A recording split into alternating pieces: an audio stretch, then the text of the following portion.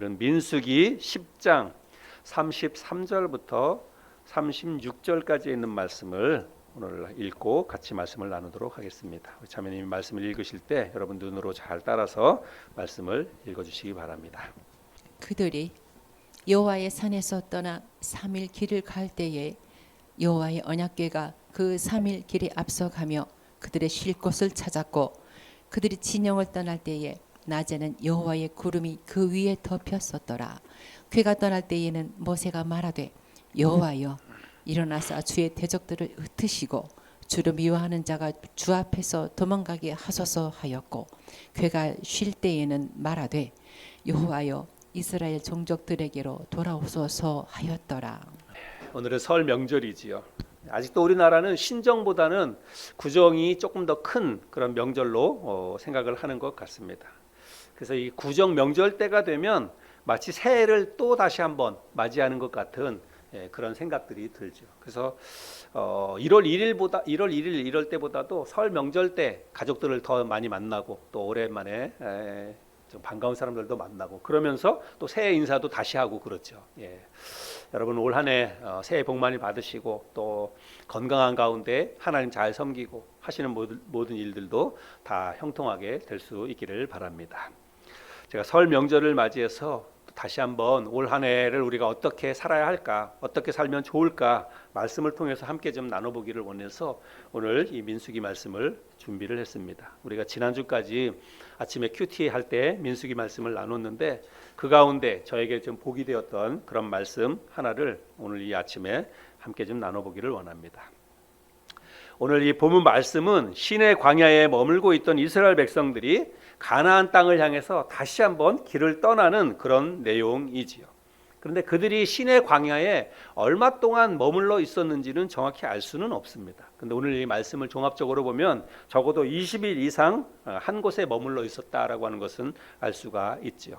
우리 민수기 1장 1절 말씀을 한번 잠시 볼까요? 민수기 1장 1절에 보니까 이스라엘 자손이 애굽 땅에서 나온 후 둘째 해 둘째 달 첫째 날에 여호와께서 시내 광야 회막에서 모세에게 말씀하여 이르시되, 이 말씀에 보니까 그들이 이스라엘 백성들이 출애굽한 지 2년 2개월 만에 시내 광야에 지금 머물러 있는 것을 보게 됩니다.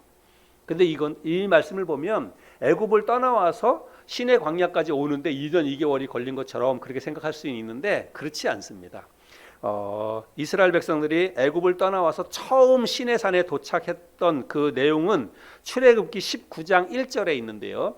출애굽기 19장 1절에 보면 이스라엘 자손이 애굽 땅을 떠난 지 3개월이 되던 날 그들이 시내 광야에 이르니라. 그렇죠. 그러니까 이스라엘 백성들이 처음 시내 광야에 도착한 것은 애굽을 떠나온 지 석 달 만에 시내 광야에 도착을 했다라고 하는 것을 알 수가 있습니다. 이스라엘 백성들이 광야 생활을 하는 게 전체적으로 총 몇 년 동안을 광야 생활했습니까? 40년 광야 생활을 했지요. 그 40년 광야 생활할 때 그들이 뭐 한 곳에만 40년 머물러 있는 게 아니잖아요. 그러니까 계속해서 방황을 하지 않습니까? 그러니까 갔던 데 또 가고 갔던 데 또 가고 그러니까 이 시내 광야도 몇 번 왔다 갔다 했다는 것입니다.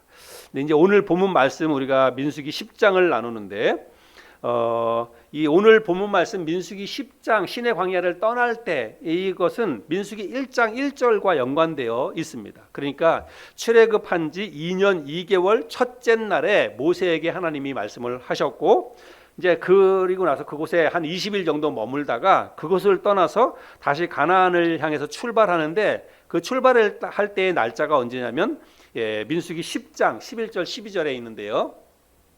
둘째 해 둘째 달 스무 날에 구름이 증거의 성막에서 떠오르매 이스라엘 자손이 시내 광야에서 출발하여 자기 길을 가더니 바란 광야에 구름이 머무니라. 이런 말씀을 보면 민수기 1장 1절에서 그들이 애굽을 떠나온 지 둘째 해 그 둘째 달 첫째 날에 하나님께서 모세에게 말씀을 하셨다는 거예요. 시내 광야에서. 그리고 나서 이제 스무 날에 그것을 출발하도록 그렇게 하셨으니까 적어도 20일 이상은 한 곳에 머물러 있다가 이제 출발을 다시 하게 되었다라고 하는 것을 알 수가 있죠. 그리고 오늘 본문 말씀 33절 말씀을 보면 그들이 여호와의 산에서 떠나 3일 길을 갈 때에 여호와의 언약궤가 그 3일 길에 앞서가며 그들의 쉴 곳을 찾았고, 그래서 이스라엘 백성들이 쉬지 않고 머물지 않고 계속해서 3일 길을 갔다, 밤낮으로 3일 길을 갔다라고 말씀을 하고 있는데, 근데 이 33절 말씀을 읽어보면 하나님의 언약궤가 앞서가면서 이스라엘 백성들의 쉴 곳을 찾은 것처럼 우리가 그렇게 말씀을 읽을 수가 있어요. 33절 말씀을 읽어보면. 그렇죠? 그런데 개역 개정판 성경은 이제 그렇게 읽을 수가 있는데 사실은 그런 내용이 아닙니다. 하나님의 언약궤가 앞서가면서 이스라엘 백성들이 어디에 머물러야 되는지, 어디에 쉬어야 될 것인지 그거를 하나님의 언약궤가 찾아주는 것이 아니라, 이 번역은 33절 말씀을 세번역 성경으로 읽어보면 조금 더 명확합니다. 세번역 성경에 보면 그들은 주의 산을 떠나 사흘 길을 갔다. 주의 언약궤를 앞세우고 사흘 길을 가면서 쉴 곳을 찾았다. 예. 그러니까 하나님의 언약궤가 진영의 가장 선두에 나섰다, 그런 말이에요. 선두에 가장 언약궤를 가장 앞서서 내세우고, 그리고 그들이 이제 뒤를 따라가면서 어디에서 머물러야 될지 쉴 곳을 찾았다, 그런 의미의 말씀이 된다는 것입니다. 그렇게 해서 이제 계속해서 한 3일 길을 가도 마땅히 쉴 만한 곳을 찾지를 못한 거예요. 그러니까 계속 이제 가는 거죠. 그렇게 쉬지 않고 밤낮을 걸어가는데, 지금 이 이스라엘 백성들이 가는 데는 어디냐면 시내의 광야입니다. 그야말로 그냥 허허 벌판이에요. 아무것도 없는, 나무 한 그루 없는 그런 사막을 걸어가고 있다는 것입니다. 그러니까 얼마나 힘들고 어렵겠습니까? 특별히 낮에 내리쬐는 태양빛 때 그들이 그렇게 오랜 행군을 하려면 얼마나 힘들겠습니까? 근데 그럴 때마다 낮에 태양이 뜨겁게 내리쬐면 하나님의 구름이 이스라엘 백성들의 진영을 쫙 덮어주었다라고 말씀하고 있습니다. 34절 말씀을 볼까요? 34절, 낮이 되어 그들이 진을 떠날 때면 주의 구름이 그들 위를 덮어주었다. 그렇죠? 낮에는 정말 이렇게 태양빛이 너무 그 광야에서는, 사막에서는 힘들잖아요. 그럴 때마다 하나님께서 낮에는 항상 구름 기둥이 그들을 덮어주었다라고 말씀을 하고 있습니다. 우리가 민수기 말씀을 이렇게 묵상하다 보면, 또 출애굽기 말씀을 묵상하다 보면 이스라엘 백성들이 광야 행진을 할 때 하나님께서 그들의 그 걸음을, 행진을 인도하시는 아주 특별한 방법들을 우리가 볼 수가 있습니다. 하나님께서 다양한 방법으로 이스라엘 백성들을 인도해 가시는데, 출애굽기 13장 21절 22절 말씀에 보면 여호와께서 그들 앞에서 가시며 낮에는 구름 기둥으로 그들의 길을 인도하시고 밤에는 불 기둥을 그들에게 비추사 낮이나 밤이나 진행하게 하시니, 낮에는 구름 기둥, 밤에는 불 기둥이 백성 앞에서 떠나지 아니하니라. 낮에는 그들의 더위 때문에 행진을 하기 어려우니까 구름 기둥으로, 밤에는 또 어둡고 춥고 그러니까 하나님께서 불 기둥으로 그들의 그 행진을 인도해 가셨다는 말씀이죠. 그래서 구름이 떠오르면 그들이 계속해서 진행하는 것이고, 그리고 구름이 한 곳에 멈추면 그곳에 이제 머물러서 장막을 치고 그렇게 하면서 이동을 했다는 것입니다. 그러니까 이게 상황이나 이스라엘 백성들의 상황이나 뭐 형편이나 또 그들의 어떤 뭐 그 마음의 상태나 이런 거와 상관없이 구름이 떠올라서 앞으로 가면, 그러면 이스라엘 백성들은 그날은 행진을 하는 것이고, 그리고 뭐 얼마 가지 않더라도 하나님께서 구름이 딱 멈춰서면 그날은 그곳에서 이제 장막을 치고 머무는 것입니다. 또 이 구름 기둥, 불 기둥 뿐만이 아니라 하나님께서 나팔 소리로도 인도를 하셨죠. 우리가 민수기 말씀을 지난 주간에 읽어보았는데, 백성의 제사장 가운데 한 사람이 나팔을 크게 불면 동쪽 진영의 사람들이 먼저 행진을 하고, 그 다음 또 큰 크기로 나팔을 불면 남쪽 진영이 또 행진을 하고, 이렇게 나팔 소리에 따라서 또 앞으로 가기도 하고 멈추기도 하고, 뭐 그렇게 하나님이 인도를 하셨다는 것을 우리가 민수기 말씀을 통해서 확인해 볼 수가 있습니다. 자, 그래서 이제 성막 위에 머물러 있던 하나님의 구름이 다시 떠올랐습니다. 그래서 이스라엘 백성들이 다시 길을 떠나게 됩니다. 하나님의 구름이 멈춰서는 그곳까지, 하나님의 구름이 멈추는 그 순간까지 이스라엘 백성들이 이제 뭐 괴로워도 힘들어도 계속해서 그 구름을 따라서 그들이 행진을 다시 시작을 하게 되었다는 것입니다. 그런데 오늘 말씀해 보면 구름이 떠올라서 다시 길을 떠날 때마다, 그리고 구름이 어느 곳에 가서 멈춰서 설 때마다 모세가 하나님 앞에 기도를 하고 있는 내용들을 우리가 살펴볼 수 있습니다. 오늘 우리가 읽은 성경에 보면 모세가 말했다 혹은 모세가 외쳤다 이렇게 이야기하고 있는데, 이건 그냥 하나님을 향해서 모세가 말을 하거나 외친 게 아니라 하나님 앞에 부르짖었다, 하나님 앞에 기도했다, 그런 뜻이 되겠지요. 하나님 앞에 구름 기둥이 떠오를 때마다, 그래서 행진을 할 때마다 하나님 앞에 기도하고, 또 멈춰 서 가지고 거기에 장막을 칠 때마다 또다시 모세가 하나님 앞에 기도를 했다는 거예요. 근데 뭐라고 기도를 했냐면 두 가지로 기도를 했는데, 35절 36절 말씀입니다. 괴가 떠날 때에는 모세가 말하되 여호와여 일어나서 주의 대적들을 흩으시고 주를 미워하는 자가 주 앞에서 도망하게 하소서 하였고, 괴가 쉴 때에는 말하되 여호와여 이스라엘 종족들에게로 돌아오셔서 하였더라. 그러니까 이제 그 구름이 떠올라서 앞으로 진행할 때에는 모세가 뭐라고 기도했냐면 주의 대적들을 흩으시고 주를 미워하는 자가 도망하게 하옵소서, 이렇게 기도를 했다는 것입니다.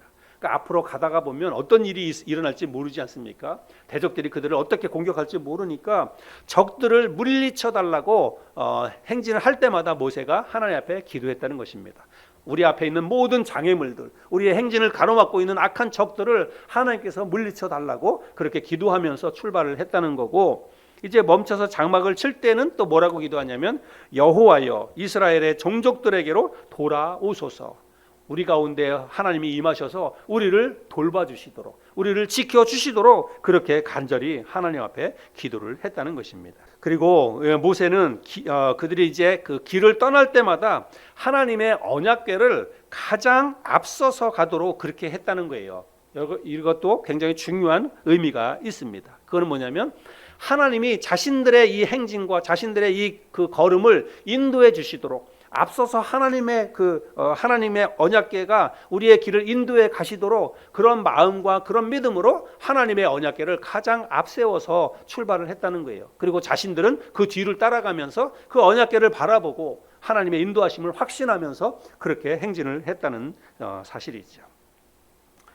근데 사실 이스라엘 백성들의 이 광야 행군에는 많은 위험과 많은 고통이 뒤따를 수밖에 없습니다. 우리가 아는 것처럼 이스라엘 백성들이 애굽을 떠나올 때 사람들만 나오지 않았어요. 그렇죠? 수많은 짐승들을 이끌고 왔습니다. 그러니까 광야에서 그 짐승들을 다 이끌고 가다가 보면 그거는 당연히 표적이 되는 거예요. 주변에 있던 모압 족속이라든지 암몬 족속이라든지 이런 사람들에게는 아주 쉬운 타깃이 될 수밖에 없습니다. 그러니까 수시로 이 적들이 그들의 어떤 짐승들을 빼앗기 위해서, 그들이 가지고 나왔던 물품들을 빼앗기 위해서 많은 도적대들이, 많은 적군들이 그들을 공격할 수밖에 없는 그런 상황이라는 것이죠. 그래서 많은 위험과 고통이 뒤따르는 이런 험난한 여정입니다. 그리고 백성들 중에는 아이들도 있지요, 노약자들도 있지요, 부녀자들도 있지요. 그러니까 행군이나 이런 광야 생활에 취약한 사람들이 너무 많아요. 그렇게 부녀자들이나 어린이들뿐만이 아니라 성인 남성들도 오랜 세월 행군을 하다 보면, 오랜 시간 행군하다 보면 굉장히 힘듭니다. 저는 군대 다녀왔는데 여기 군대 다녀온 분들이 계시잖아요. 근데 그 행군하는 것 자체가 정말 많이 힘듭니다. 무거운 군장을 메고, 그리고 총도 들고, 그리고 오랫동안 걷다 보면, 딱딱한 군화를 신고 걷다 보면 발 뒤꿈치도 까지고 물집도 생기고 여간 힘든 게 아니에요. 그러니까 중간에 이렇게 지쳐서 쓰러지는 그런 병사도 있고, 그래서 군인들이 행군할 때는 항상 의무대에서 차량이 나와서 그 행군 가운데 뒤따라갑니다. 그래서 쓰러지는 병사들 바로바로 그 후송하기도 하고 그렇죠. 그러니까 이스라엘 백성들이 이렇게 행군할 때는 위험도 위험이고 많은 고통이 뒤따르는 그런 일이라고 하는 거예요. 근데 그렇게 길을 가다가 앞서서 가는 그런 이제 사람들이 만약에 길이라도 잘못 든다고 한다면, 그러면 뒤따르는 사람들은 그냥 뒤에 무조건 따라가는 거잖아요. 그 앞에 인도하는 인도자들이 잘못 길을 들면 그러면 단체로 다 그야말로 엄청난 고생을 할 수밖에 없다는 것입니다. 제가 먼저 섬기던, 이제 예전에 섬기던 교회에서 중고등부 사역을 할 때 중고등부 교사들하고 월악산 등산을 간 적이 있어요. 근데 우리나라에는 이렇게 악자 들어가는 산들이 좀 험하다고 그러지 않습니까? 예. 근데 월악산도 정말 힘들더라고요. 근데 월악산에 변변한 등산 장비도 갖추고 그렇게 한 게 아니라 그냥 교사들하고 가볍게 그냥 가자 해가지고 갔어요. 근데 올라가도 끝이 없는 거예요. 가도 끝이 없는 것입니다. 근데 뭐 누구 한 사람이 먼저 그것에 대해서 미리 어떤 등산로를 뭐 알아본다든지 뭐 이렇게 하질 않았어요. 그냥 무조건 한번 가보자 해가지고 갔는데 한참 올라가서 어느 정도까지 가면 거기가 이제 정상인지 알고 밑에서 보니까 거기가 정상인 것 같거든요. 근데 막 올라가서 가다 보면 거기가 아니에요. 그러니까 이제 가다가 여기가 아닌가벼 그러면 또 다시 또 돌아가지고 또 다른 데로 가고 그래서 가지고 고생을 정말 엄청 했던 그런 기억이 납니다. 이스라엘 백성들의 이 광야 행군은 고생 정도가 아니라 생존이 달려있는 그야말로 삶과 죽음의 문제가 달려있는 중요한 그런 문제이죠. 그래서 길을 떠날 때는 모세가 뭐라고 하냐면 항상 하나님 앞에 우리의 모든 대적과 장애물들을 물리쳐 달라고 하나님 앞에 간절히 기도하고 또 어떤 일이 닥칠지 모르니까 그들에게 어떤 어려움이 생길지 모르니까 간절한 마음으로 그렇게 기도를 했다는 것입니다. 그리고 잠시 멈춰 설 때도 그래도 안심할 수가 없는 거죠. 멈춰서 쉬는 동안에도 또 무슨 일이 일어날지 모르니까 그때는 또 하나님께서 우리 가운데 오셔서 우리와 함께 해달라고 그렇게 모세가 간절히 기도하는 내용들을 우리가 살펴보았습니다. 이스라엘 백성들이 시내 광야에 머물러 있다가 이제 다시 길을 떠나면서 마음을 재정비하고 또 하나님 앞에서 믿음을 재정비해서 다시 전열을 재정비하고 길을 떠났던 것처럼 우리도 이제 2023년 새로운 한 해를 다시 한번 출발하는 마음으로 우리가 우리의 마음을 다잡고 다시 한번 우리의 믿음을 점검하고 어떻게 하면 2023년 한 해를 정말 잘 살아낼 수 있을까? 하나님 앞에서 우리가 또 잘 한번 1년을 잘 살 수 있을까? 우리가 이 아침에 마음을 다시 한번 새롭게 정리하는 시간을 가졌으면 좋겠다라고 생각이 되어서 이런 말씀을 지금 함께 나누게 되었습니다. 이스라엘 백성들이 하나님의 언약궤를 앞세우고 길을 떠나갔던 것처럼 우리도 올 한 해 하나님이 우리의 모든 삶을 인도해 가신다는 믿음으로 하나님이 우리의 모든 삶을 인도해 가시기를 바라는 마음으로 우리가 하나님을 앞세우고 살아가겠다 그렇게 다짐할 수 있는 시간이 되었으면 좋겠어요. 저와 여러분들이 올 한 해를 살아가면서 진짜 하나님이 이스라엘 백성들의 그 백성들의 행진 앞에서 가장 앞에 언약궤를 모시고 뒤따라갔던 것처럼 우리도 하나님을 앞세우고 살아가겠다는 그런 마음, 그런 믿음으로 올 한 해를 이렇게 다시 한번 출발을 했으면 좋겠습니다. 하나님을 앞세우고 살아가겠다는 건 어떤 의미일까요? 하나님을 앞세우고 하나님이 내 인생에 올 한 해 나의 삶에 가장 하나님을 내가 앞세우고 살아가겠다. 여러분 이거는 어떤 의미일까요? 이거는 내가 하나님보다 앞서지 않겠다고 하는 마음의 고백이라고 생각이 됩니다. 당시에 이스라엘 백성들에게는 가시적인 하나님의 임재가 있었어요. 그게 바로 하나님의 언약궤이죠. 그러니까 하나님의 언약궤를 가장 앞세우고 우리는 하나님의 언약궤보다 앞서가지 않겠습니다. 하나님의 언약궤를 뒤따라가면서 하나님이 인도해 가시는 대로 우리가 따라가겠습니다. 그런 이제 믿음의 고백이지요. 우리에게는 가시적인 하나님의 임재가 무엇일까요?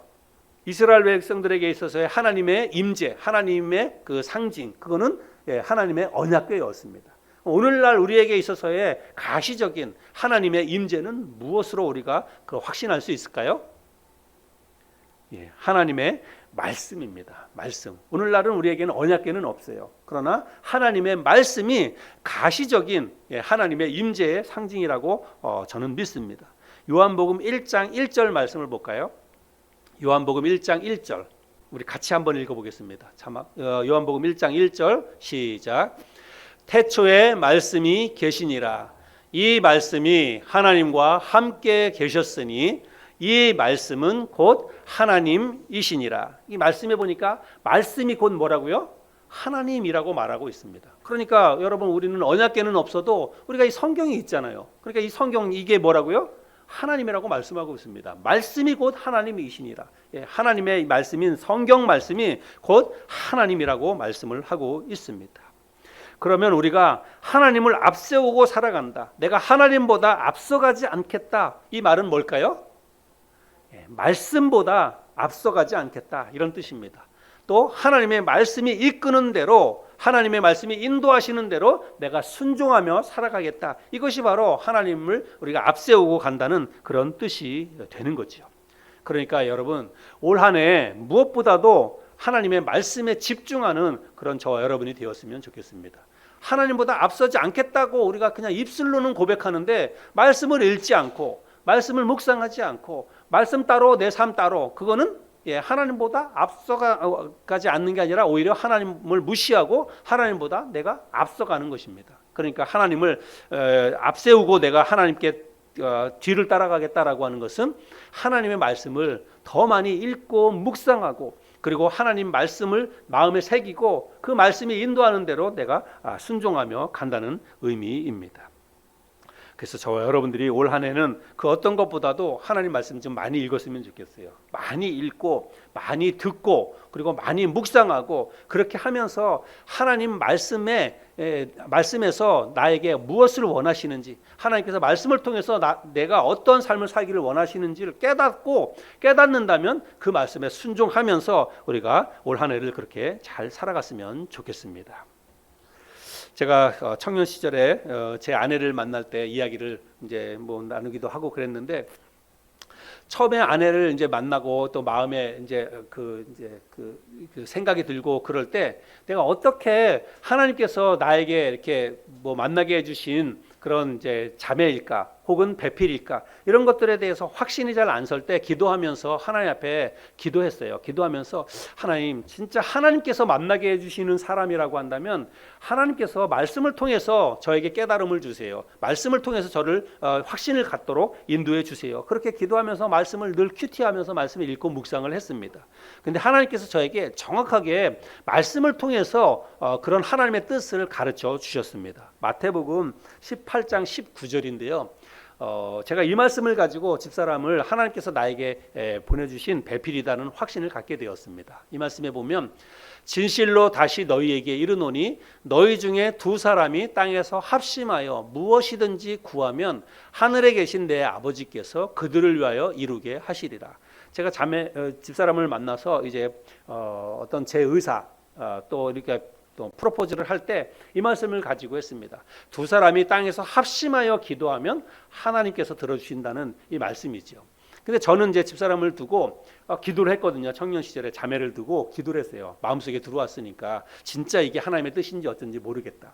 근데 이 말씀을 그날 아침에 큐티를 하면서 제가 딱 생각해 보니까 이게 만약에 나 혼자만 좋아서 나 혼자만 기도했다고 한다면, 이 말씀에 보면 두 사람이 땅에서 합심해서 기도해야 이루어 주신다 그랬으니까, 그러면 그냥 내 욕심인가 보다, 나만 혼자 좋아서 그러는가 보다, 이렇게 생각이 되었어요. 그래서 아내에게 이제 이런 얘기를 했더니 집사람도 거의 저와 같은 비슷한 시기에 나를 두고 기도를 했다는 것입니다. 그래서 저는 그 말씀을 가지고 하나님께서 성령을 통해서 동일한 시간에, 같은 시간에 나에게도 말씀을, 이런 생각을 주셔서 기도하게 하시고 집사람에게도 하나님께서 나를 두고 기도하게 하셨구나, 그게 하나님의 성령을 통해서 역사하시는 하나님의 방법이구나 라고 하는 것을 확신을 갖게 되었습니다. 그래서 저는 하나님의 뜻에, 말씀에 순종해서 아내와 결혼해서 지금까지 이렇게 살고 있습니다. 그래서 여러분, 진짜 너무 신기한 게 뭐냐면, 우리가 어떤 일을 두고요, 진짜 중요한 뭔가 결정해야 될 그런 일을 두고 내가 간절한 마음으로 하나님 앞에 기도하면요, 하나님은 말씀이거든요. 그래서 말씀을 통해서 아주 그것과 똑같은 그런 상황에 꼭 필요한 말씀을 우리에게 주신다는 것입니다. 그럼 우리가 그 말씀을 붙잡고 이게 하나님의 뜻이라는 것을 확신할 수가 있다는 거예요. 그래서 하나님은 말씀이다. 성경에 그렇게 얘기했으니까 하나님이 오늘날 우리에게 역사하시는 방법은 말씀을 통해서 역사하신다는 것입니다. 그래서 우리가 그렇게 영적인 어떤 안테나를 높이 뽑아들고 그렇게 생각하면서 말씀을 읽고 묵상하다 보면 하나님의 뜻이 무엇일까를 분별할 중요한 순간이 올 때 하나님의 이 말씀이 우리의 마음속에 확실하게 깨달음이 올 수 있다는 사실입니다. 그래서 저와 여러분들이 무엇을 결정하기 전에, 그것이 어떤 것이든지 무엇을 결정하기 전에 먼저 하나님 앞에 기도하면서 말씀을 읽어보세요. 그러면 분명히 하나님께서 말씀을 통해서 우리가 무엇을 결정해야 될지, 가야 될지 말아야 될지 하나님께서 우리에게 말씀을 통해서 분명한 것을 가르쳐 주시리라고 믿습니다. 또 하나, 오늘날 우리가 확신할 수 있는 하나님의 임재의 상징은, 하나는 성령님입니다. 성령. 주님께서 승천하시기 전에 제자들에게 보혜사 성령님을 보내주시겠다라고 약속을 하셨지요. 그리고 그 성령님이 오시면 그분이 어떤 일을 하게 될지를 가르쳐 주셨습니다. 요한복음 14장인데요. 요한복음 14장 16절 17절 말씀해 보면 내가 아버지께 구하겠으니 그가 또 다른 보혜사를 너희에게 주사 영원토록 너희와 함께 있게 하리니 그는 진리의 영이라. 세상은 능히 그를 받지 못하나니 이는 그를 보지도 못하고 알지도 못함이라. 그러나 너희는 그를 아나니 그는 너희와 함께 거하시며 또 너희 속에 계시겠음이라. 그 다음에 26절도 보겠습니다. 보혜사 곧 아버지께서 내 이름으로 보내실 성령 그가 너희에게 모든 것을 가르치고 내가 너희에게 말한 모든 것을 생각나게 하리라. 하나님께서 우리 주님께서 제자들에게 내가 떠나가면 너희에게 보혜사 성령님을 보내줄 것이다. 근데 그 보혜사 성령은 너희가 무엇을 해야 할지 어디로 가야 할지 모든 것을 다 가르쳐주고 생각나게 해주실 것이라고 말씀하고 있습니다. 내가 너희들을 가르쳤던 내가 너희에게 했던 모든 말이 어떤 의미인지를 다 깨달을 수 있도록 가르쳐주는 그 역할을 하는 게 바로 성령님이다. 이렇게 말씀을 하고 있습니다. 이 성령님은 오늘날 이 땅에서 예수 믿고 구원받은 모든 사람들의 마음속에 성령님이 들어오셨습니다. 성령님은 여러분 예수 믿는 그 순간에 우리가 예수 그리스도를 내 개인의 구세주로 믿고 받아들이는 그 순간에 하나님께서 구원의 보증으로 우리 안에 성령님을 보내주셨어요. 그래서 내가 정말로 예수 믿고 거듭났다고 한다면 우리 안에는 성령님이 계시는 것입니다. 그러면 그 성령님이 나에게 무엇을 해야 할지 수시로 내가 어떤 것을 결정하고 어떤 삶을 살아야 할지 항상 우리 안에서 깨달음을 주시고 또 그 마음에 역사하시는 분이 우리 하나님의 성령님이라고 하는 것입니다. 그러면 내가 하나님을 앞세우고 살아가겠다. 하나님보다 결단코 앞서지 않고 올 한 해를 살아가겠다. 이 말은 무엇이에요? 내 안에 계시는 성령님보다 앞서지 않겠다는 그런 뜻입니다. 내 안에 계시는 성령님을 무시하지 않고 살겠다는 그런 의미가 된다는 거예요. 근데 우리가 내 안에 계시는 성령님을 어떻게 내가 또 확신할 수 있느냐? 그거는 기도입니다. 기도를 통해서 성령님을 만날 수가 있어요. 그래서 기도를 통해서 하나님의 뜻을 묻고 또 기도를 하다가 보면 내 안에 계시는 성령님이 깨달음을 주십니다. 때로는 양심의 가책을 느끼게 해주시고 어떤 내가 잘못된 것을 결정하거나 어떤 죄악된 삶을 살 때는 우리 안에 그 죄에 대해서 우리 하나님의 성령께서 내 속에서 역사해가지고 그 어떤 죄의식을 갖도록 그렇게 또 역사도 해주시는 것입니다. 그럴 때 그것에 대해서 우리가 무시하거나 그거를 그냥 덮고 넘어가는 것이 아니라 하나님께서 성령을 통해서 나의 잘못을 지금 드러내시는구나. 나의 죄악들을 하나님께서 이렇게 밝히 드러내시는구나. 이런 깨달음을 가지고 그것에 순종해서 돌아서야 된다는 것입니다. 회개하고 돌아서야 한다는 것입니다. 그게 바로 내 안에 계시는 성령님의 인도하심을 따르는 삶이라고 할 수가 있는 것이죠. 그래서 성령님이 가르쳐 주시는 대로 성령님이 깨닫게 해주시는 대로 내가 살아가겠다. 그거는 기도보다 앞서지 않겠다라고 하는 그런 의미이기도 합니다. 그래서 여러분 결론적으로 2023년 새롭게 시작된 이 한 해 우리가 하나님이 우리의 삶을 인도해 가시도록 말씀보다 앞서지 않고 기도보다 앞서지 않는 그런 저와 여러분의 삶이 될 수 있기를 바랍니다. 무슨 일을 하든지 또 어떤 일이 생기든지 가장 먼저 우리가 해야 될 것은 말씀을 펼쳐서 말씀을 읽고 그리고 잠잠히 먼저 하나님 앞에 기도하는 것입니다. 내가 뭐 생각하고 머리 굴리고 직접 발로 뛰어가지고 뭔가 해결하려고 그렇게 하기보다 어떤 일이 있든지 올 한 해 진짜 그 정말 힘들고 어려운 일이든지 혹은 뭐 좋은 일이든지 뭐 결정해야 될 일이 있을 때는 그냥 순간적인 즉흥적인 생각으로 아니면 뭐 다른 사람하고 의논해가지고 조언을 듣고 그렇게 결정하기보다 먼저 하나님 앞에 말씀을 펼쳐 드는 거예요. 말씀을 읽다가 보면 분명히 말씀을 통해서 하나님께서 하나님은 말씀이라 그랬으니까 말씀을 통해서 분명한 것을 우리에게 가르쳐 주실 것입니다. 가르쳐 줄 때까지 말씀을 읽어보세요.